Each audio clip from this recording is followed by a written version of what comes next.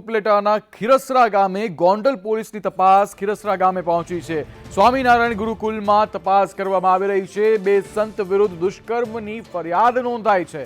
Gondal PI રેખા રાઠોડે police કાફલા સાથે હાલ તપાસ કરી રહી છે। જ્યારે તપાસને લઈ ડીવાયએસપી રોહિત ડોડિયાનું નિવેદન સામે આવ્યું છે। તેઓએ કહ્યું કે બે સ્વામી એક સેવક વિરુદ્ધ ફરિયાદ દાખલ કરવામાં આવી છે।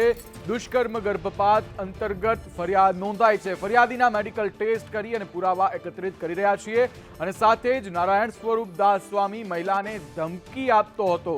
સેવક મયુર કાસોદરિયા પણ ધમકી આપતો હોવાનું સામે આવ્યું છે, જેવું નિવેદન ડોડિયા જે પીઆઈ છે તેઓ દ્વારા આપવામાં આવ્યું છે। સાથે જ તેઓએ કહ્યું કે આરોપીઓ વિદેશ ના ભાગે તેનું ધ્યાન રખાઈ રહ્યું છે।